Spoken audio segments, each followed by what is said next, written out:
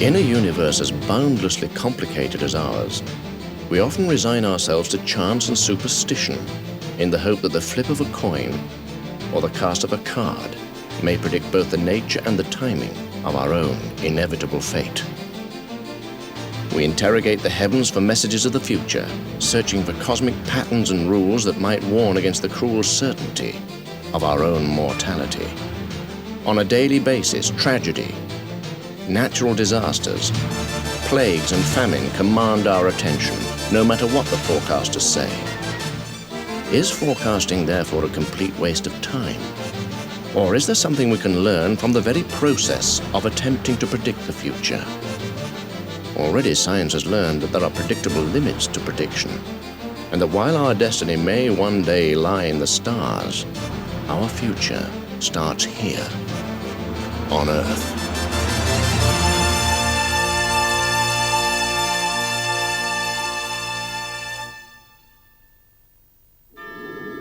It's hardly surprising that in the past, the majestic procession of the sun and planets through the heavens was seen as the manifestation of some sort of divinely preordained plan. Over 3,000 years ago, eclipses and planetary convergences were judged by Babylonian astronomers to be the messengers of earthly destiny, and their astronomical skills were merely the tools with which to explore the mysteries of astrology. Although, by and large, modern science rejects the claims of astrology, it too seeks the rules that govern the cosmos. The classical pattern in the search and discovery of simple rules is that first one assembles the data and the information. Then one looks at this data and tries to find patterns and regularities in it. And if these do emerge, then one tries to find some simple law that will generate those patterns. And then once you're armed with that law, you can predict what will happen next and next. The classical example of this, of course, is Tycho Brahe and others assembling the information on planetary movements, Kepler distilling out of that a handful of simple patterns, and then Newton giving us the simple inverse square law that gives the trajectories, makes sense of the patterns, and can predict. The thing that we've only just come to realize in the last 10 years or so is that it's fortunate that the people like Newton and Kepler and Tycho Brahe looked at simple planetary motions. If they'd looked at some of the satellites of Jupiter, they would have found the clockwork doing pretty weird things. Because we realize now that very simple rules, very simple bits of the clockwork machinery of Newtonian physics can produce time series or orbits or strings of information that appear to be every bit as complicated as the random output of the roulette wheel. In an effort to deal with those complications and make sense of our random and chaotic world, science now has its own symbol of prophetic power, its own equivalent to the fortune teller's crystal ball, the supercomputer. Millions of times every second, its silicon brain can ponder the nature of things, extracting obscure patterns from mountains of data. It can be instructed to seek out the mathematical rules that underlie those patterns, and can build model universes from a kit of mathematical tools. The goal is always understanding, and the mathematics is simply a way of thinking precisely about things. By using the model building kit, the computer can extract a pattern from this chaotic trace recording the behavior of an electrical circuit and build a model. Understanding the present is the key to unlocking the future, and failure to interpret the model exactly is what can make predictions go wrong. Models can be as simple as a straight line on a graph, or as complex as this shape, encapsulating the rules of motion within a turbulent stream of water.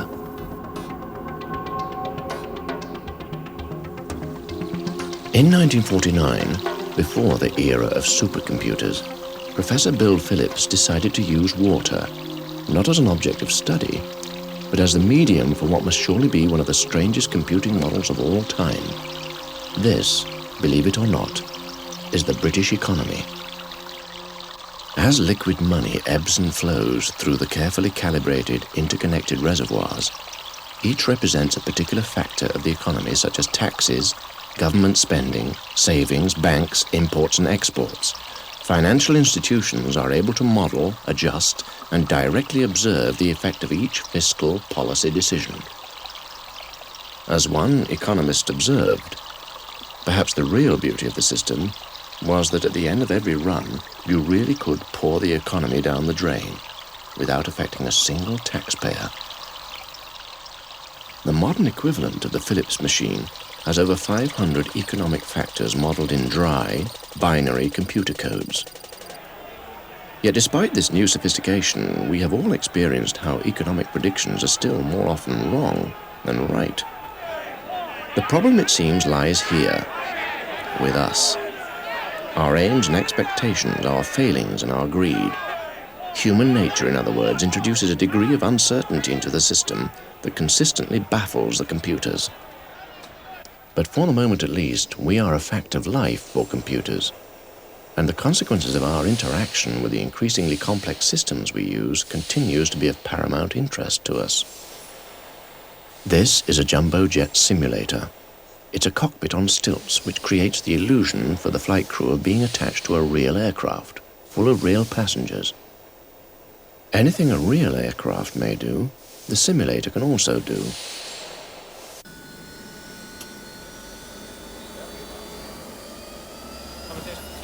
Of course, one of its principal tasks is to confront pilots with possible but unpredictable emergencies, too hazardous or impractical to attempt in reality.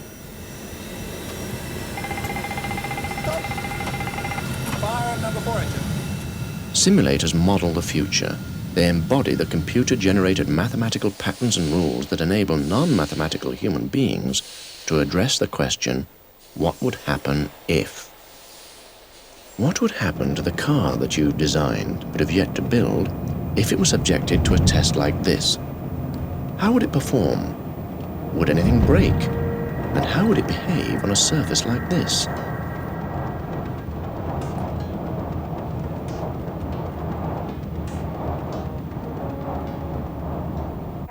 Simulators offer humans the chance to explore new environments, even to know what it's like to travel into space, without ever having to go there.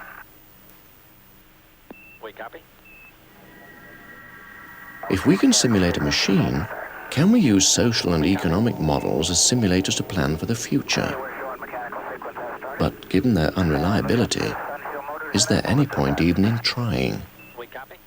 There are many reasons to build models, even when you can't make accurate predictions.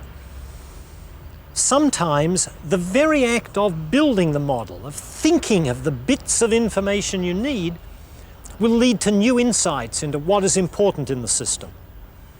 Sometimes the act of building the model primarily to me means thinking systematically about it. It will point the way to the information you need to gather. It's calculated that there could be as many as 10 million confirmed cases of AIDS worldwide by the end of the century. The trouble is that we know very little about the growth of AIDS, and so forecasts are based on what the numbers are doing rather than what people are doing. Our most complete information shows that the rate of increase of new cases every year has been accelerating. One possible forecast is to assume that the number of new cases every year will continue to accelerate at the present rate. However, more recent evidence indicates that this may be levelling off, giving a more optimistic projection. But there is another interpretation. Like other epidemics such as measles, AIDS may subside naturally. To distinguish which projection might be more likely, we need models to tell us what we don't know. There are many things we do not know well enough yet. We don't know enough about patterns of human sexual behaviour, of rates of acquiring new partners. We don't know enough about the probability of passing on infection. We don't know enough about patterns of infectiousness over time. And yet the very act of constructing models, of thinking systematically about these questions and putting them together into a mathematical, functional relationship among the various pieces, draws us to a crisper understanding of what it is we need to measure and what are the important things to know better and what are the less important things that can come later. A simple computer model of an epidemic can help identify what's important. In any epidemic, there's a susceptible population. With AIDS, they are the groups who are likely to come into direct contact with AIDS. Then there are those that catch the disease and join the population of infectious people. The final group are people who have run the course of the disease and have ceased to be infectious. With many diseases, they become immune, and the disease dies out. Sadly, with AIDS, people are removed from the population because they die. To see how AIDS might spread, we need to know how long people stay infectious before they die, and how likely they are to pass on the disease during that time. We need to know how many people on average catch the disease, because some people will infect many people and some none. If it's less than one, while some individuals will become infected, eventually the epidemic will die out. But if it's more than one, the epidemic will grow, spreading throughout the population, creating a chain reaction. Numerical projections assume a uniform population, but AIDS is a human problem. Most of the information available about AIDS comes from homosexual groups, but for a general epidemic, the disease must also spread along heterosexual lines of transmission. Information, like these recent statistics, shows that amongst men, while heterosexuals average slightly less than one partner per year, homosexual men average about 9, because a small proportion may have very large numbers of partners.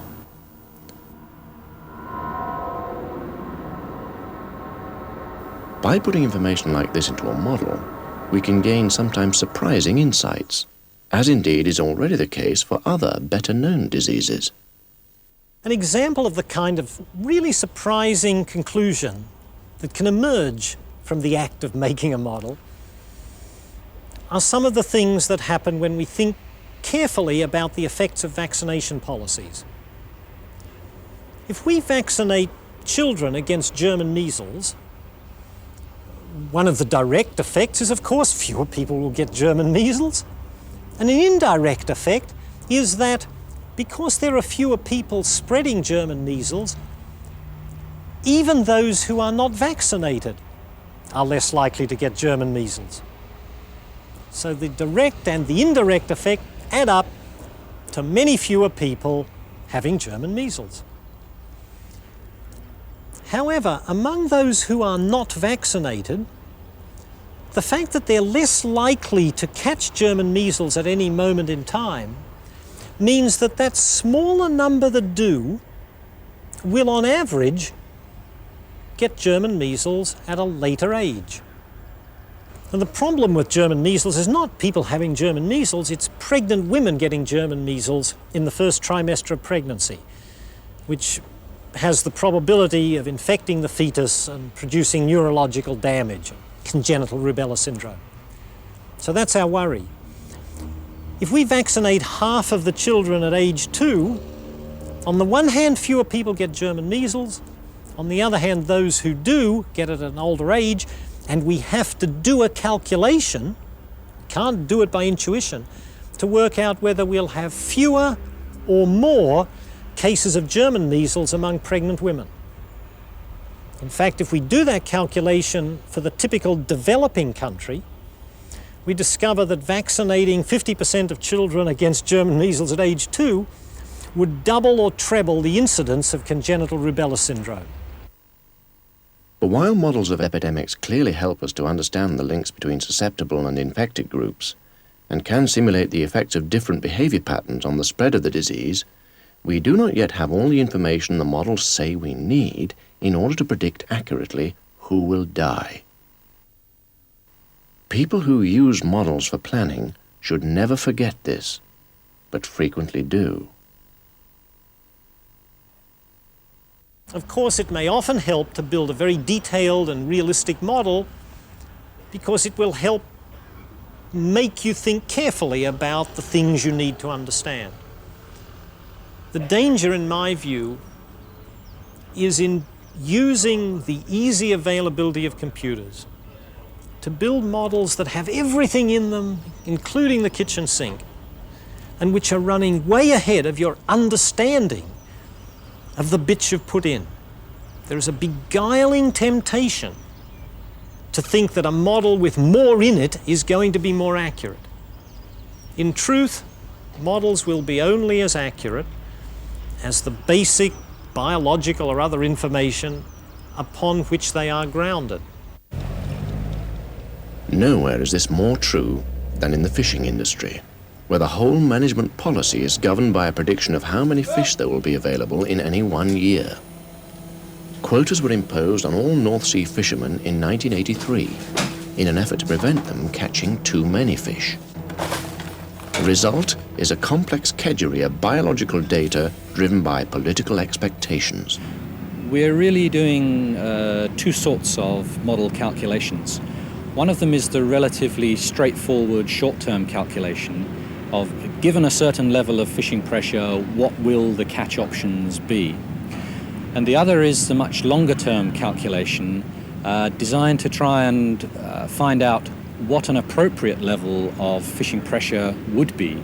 And that depends on the objectives, whether you want to have high yields, high profits, high employment, whatever it might be.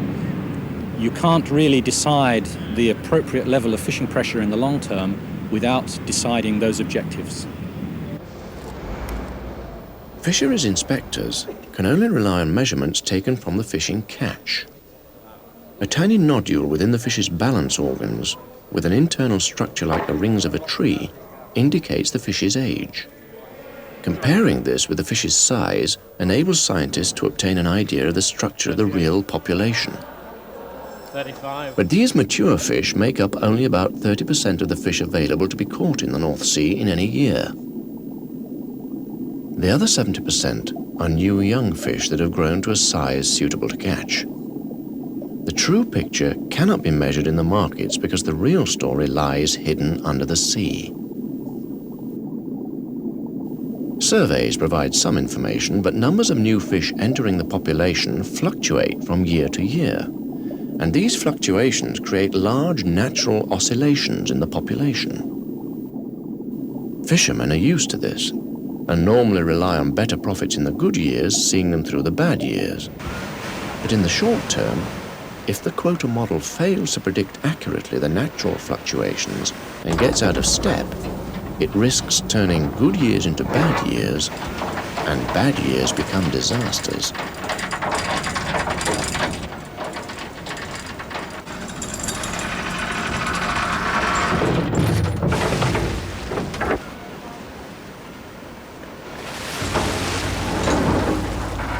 However, John Shepard's short-term models are only half the story.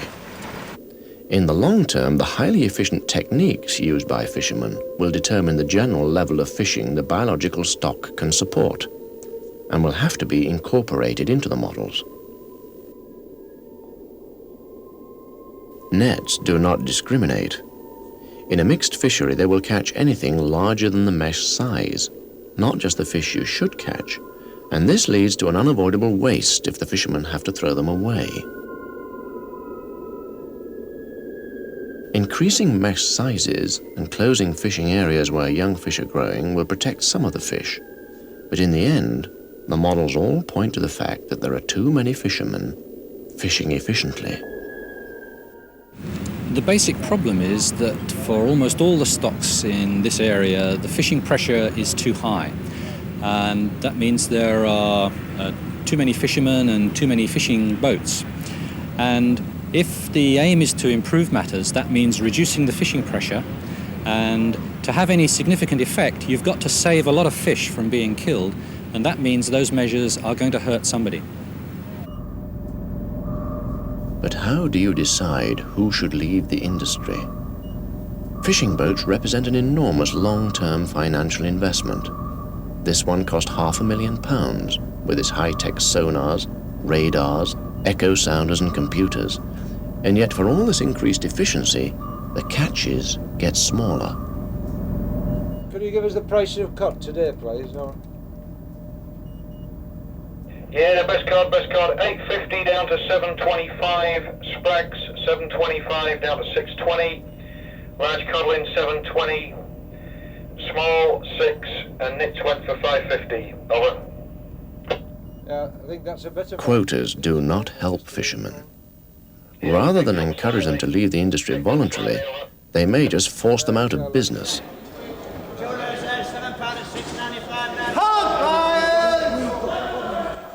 Recently, an international project, codenamed Prospero, has been concentrating on the economic engine of the marketplace to simulate economic strategies that allow the industry to contract in a controlled way. One box of beers. Right, come on. Anybody else? 497. To find out what is important to the people who work in it, Jacqueline McGlade has been studying market dynamics. At the moment, fisheries management is based on biological resource management. To change this, governments would have to change the amount of investment they've put offshore onto the onshore component, so looking at fishermen and how they behave. This requires not only political goodwill, but also a change in scientific approaches. In Prospero, we try to give the human dimension a much higher priority, assuming that fishermen will be able to ride the highs and lows of recruitment, and that it is market forces that really create the problems for fishermen. When you are operating as part of the fishing industry, do you find that quotas are something that are difficult to live with or easy to live with? We found quotas to be gradually crippling the industry.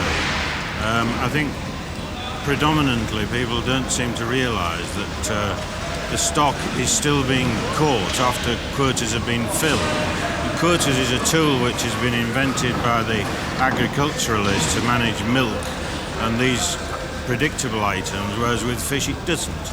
It's not a conservation tool, it's a handy regime for a bureaucrat to handle, but it has no effect on conservation whatsoever.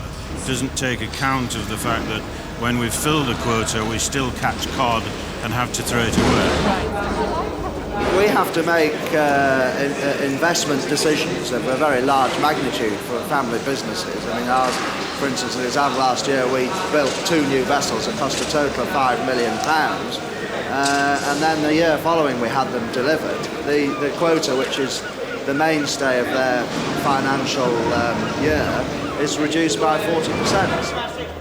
85.80. The bitter paradox that is emerging from the application of the quota and its underlying biological model is that a policy originally designed to protect the fishery may in the end destroy the industry that relies on it.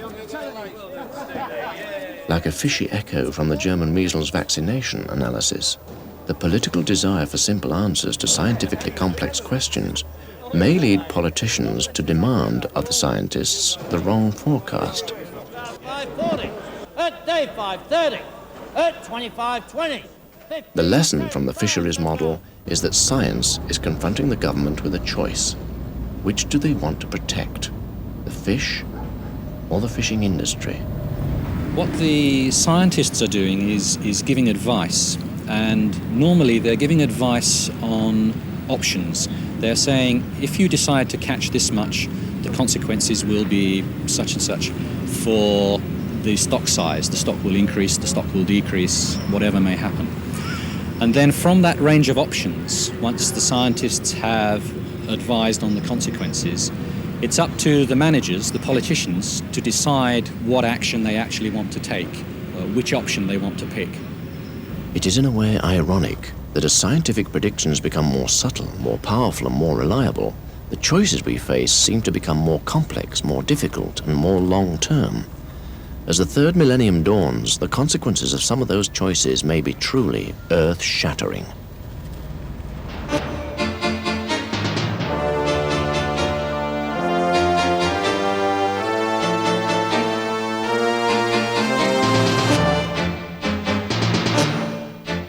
This is a superpower conflict in the North Atlantic set in the year 2009.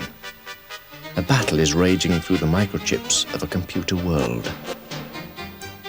Each symbol on the screen represents a different group of combatants: submarines, cruisers, merchant ships, and aircraft carriers, all embroiled in a running battle lasting 15 days. Using the power of computer graphics generated by simulators, we can glimpse the unimaginable in the imaginary world within the computer.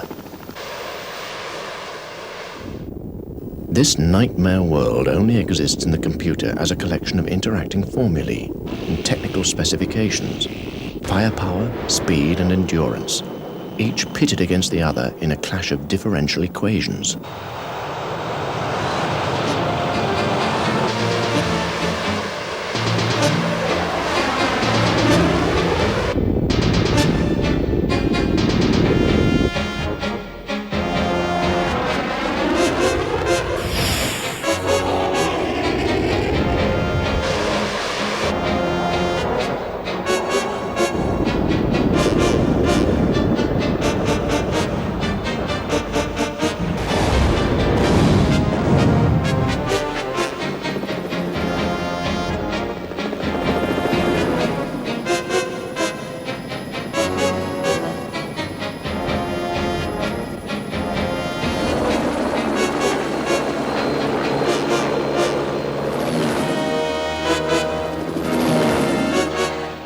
At the MOD's Defence Operational Analysis Establishment in West Byfleet, computer scientists model the different courses a war might take. The sea battle is one of a set of land, air, and maritime conflict models totaling 75,000 lines of computer language, enough for a 2,000-page book. It's one of the most comprehensive modeling kits in the world. But curiously, they're not designed to see who's going to win, nor indeed are they of all that much use in developing tactics or strategies. Instead, they shed light on something much more fundamental: equipment procurement. That's why these battles are set 20 years in the future, the length of time it takes to develop a new generation of weaponry. They simulate not how you use a particular piece of equipment, so much as whether you need it at all. This not only helps the politicians decide how to spend our money, but can also test the value of arms reductions proposals. The decision makers can see how much difference removing several divisions of Soviet tanks really would make. Defence is, in a way, a form of insurance. We're not always looking for the best possible decision, the most optimum decision. Very often what we're looking for is the most robust decision, the decision which will lead us to the best balance of equipment for a very large variety of circumstances which could possibly arise. We have to look at equipment that is going to come into the service far in the future, so our models have to represent a reasonable assessment of what the future may look like. But their primary purpose is to serve as a background against which we can make comparisons of one equipment with another. An important question for defence is what effect long-range radars would have on an air battle over the North Sea. If airborne early warning aircraft are not present, many patrol aircraft are needed in the air at any one time, and very few are left in reserve. With such aircraft and their radars, fewer interceptors need to be airborne, and many are left in reserve. The models can be extraordinarily detailed and can incorporate human errors and mistakes, such as interceptors changing their minds to chase new intruders and leaving one to attack unmolested, or wasting time chasing raiders that have already attacked their targets.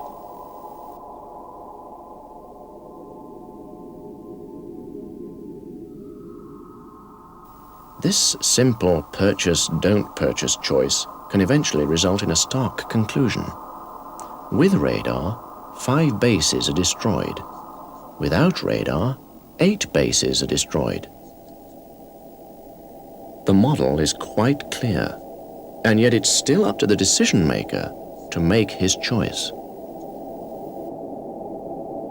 Models are important to decision making because they enable you to structure the problem and enable you to identify all the different factors that are involved in a consistent way, so that the judgments of decision makers, the judgments they might otherwise make in the absence of models, can be tested quite clearly, and the models either altered or the decision maker persuaded that he needs to change the basis of his original judgment.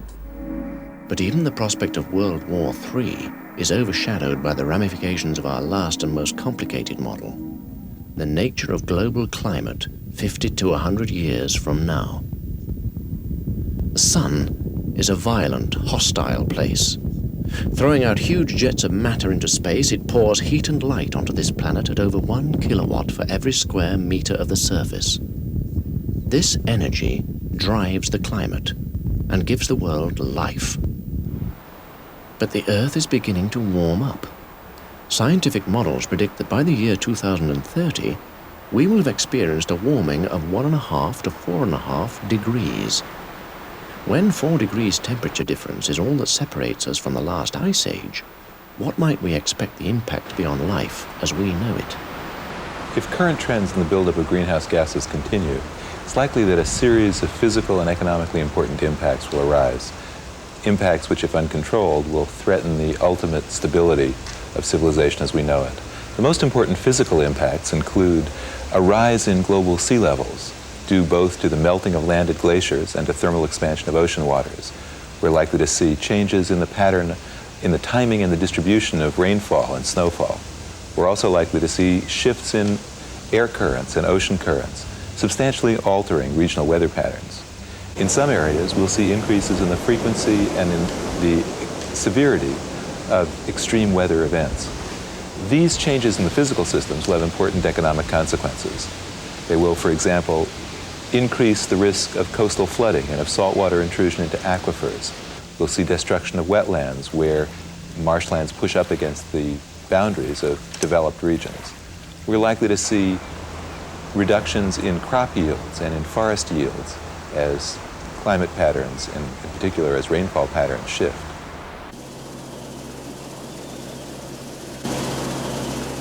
In the developed world, we have long exploited the environment to feed ourselves. More efficient methods of farming may grow more food, but fertilizers drain from the fields, polluting our rivers and streams. Industry also pollutes our waterways with everything from nuclear waste to detergents.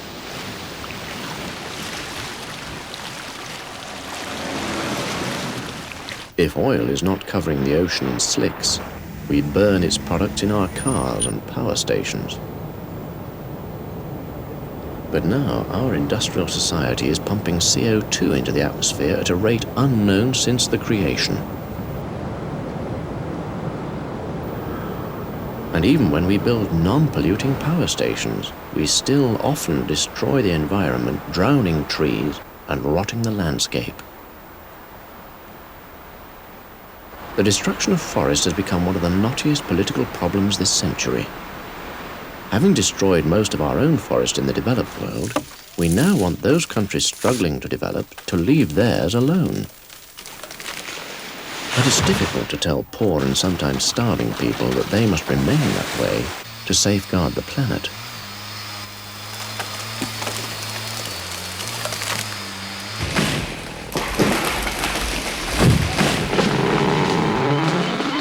If politicians are to be able to act, science must provide a forecast of the future that tells us not what we must do, but how we can do it.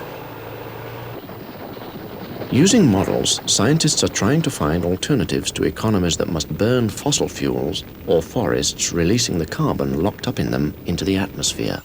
Huge areas of rainforest are disappearing every year, and burning in areas like the Amazon basin creates pools of smoke that are even visible from space.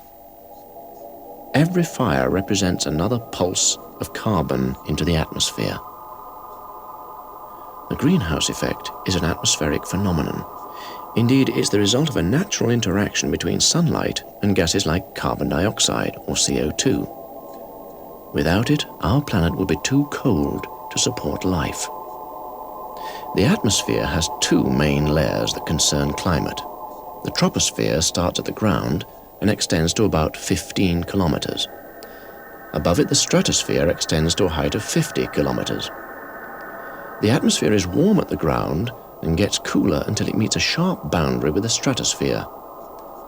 As the stratosphere gets thinner with altitude, it also gets warmer again, due to the conversion of ultraviolet light from the sun into heat by ozone.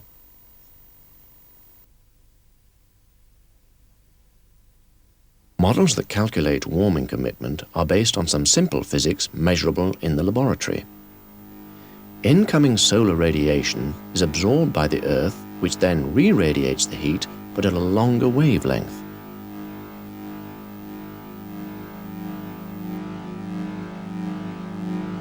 Gases like CO2 in the troposphere reflect longer wavelengths more efficiently than shorter ones. So whilst incoming short wavelength energy from the sun can still get in, the Earth's radiation cannot get out, and the atmosphere gets hotter. The amounts of greenhouse gases like CO2, methane, the CFCs and nitrous oxides are linked to the economies of countries. Economic models predict what the energy requirements are for large economies such as our own, as well as for smaller developing countries. On the negative side of this balance sheet are the estimates of the CO2 from different sources such as fossil fuels like coal and also fuels like natural gas. Ozone is produced by cars and methane by natural rotting of organic material.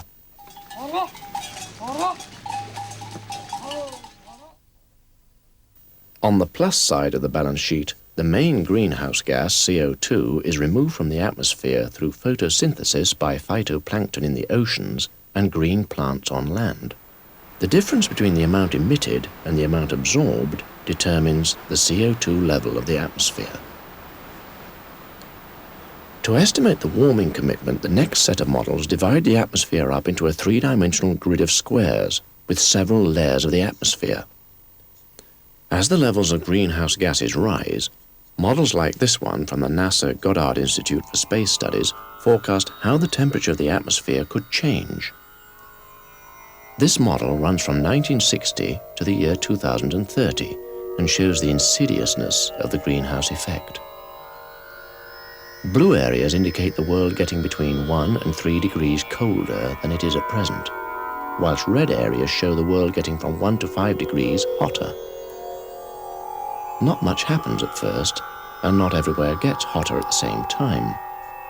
Natural climate fluctuations mean some areas get colder, but in the next century the effects become more apparent until the world is some 1.5 to 4.5 degrees warmer.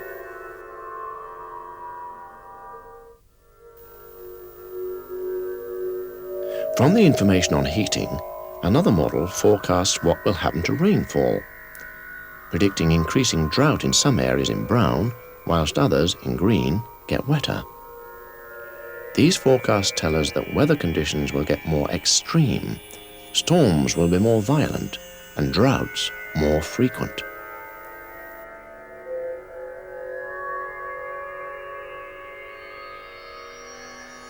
Integrating elements of all these models together allows scientists like Irving Mintzer to experiment with what we need to do now to avoid catastrophe in the future.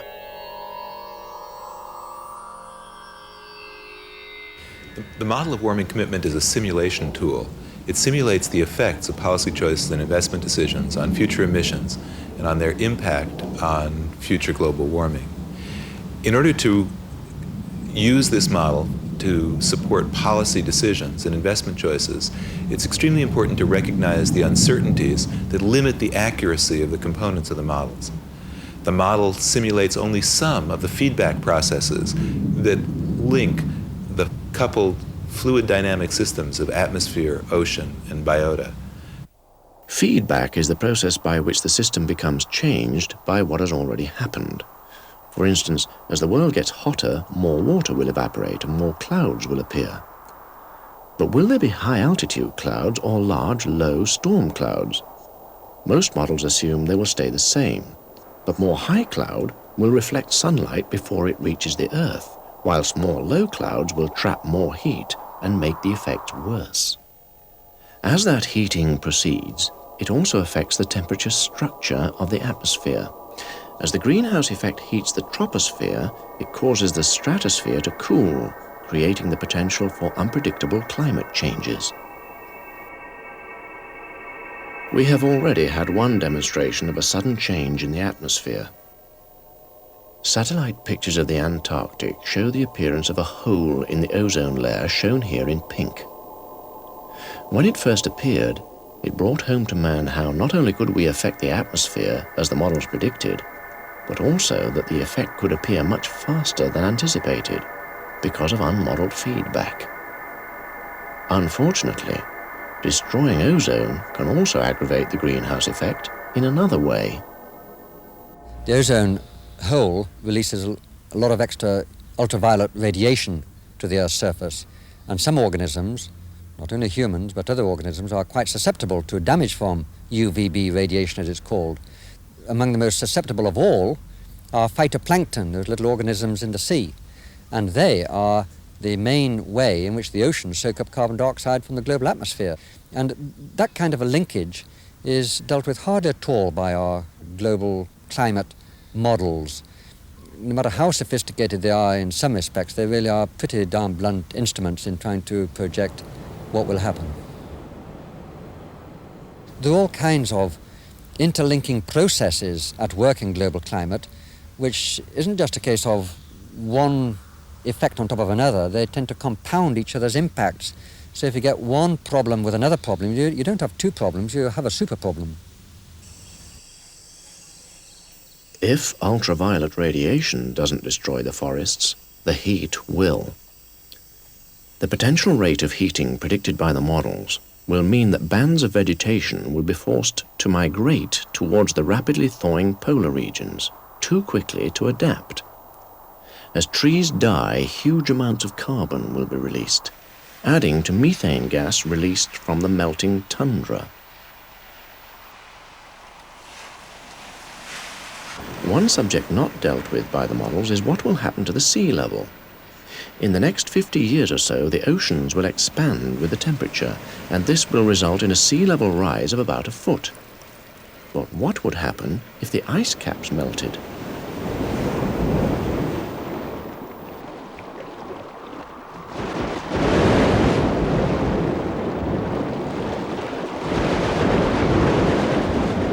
Gases trapped in the Antarctic ice cap have enabled scientists to measure the composition of the atmosphere over the last 160,000 years. One projection shows that sea level fluctuations have exactly matched fluctuations in the level of CO2 in the atmosphere, shown here as a yellow line. If this continues, then a doubling of CO2 level could cause global sea level to rise as much as 20 feet. This would change the map of Britain, submerging most of Lincolnshire and Cambridgeshire, and flooding central London. If the politicians of today do not take action to prevent it, their counterparts in the 21st century could find themselves immersed in more than their own rhetoric.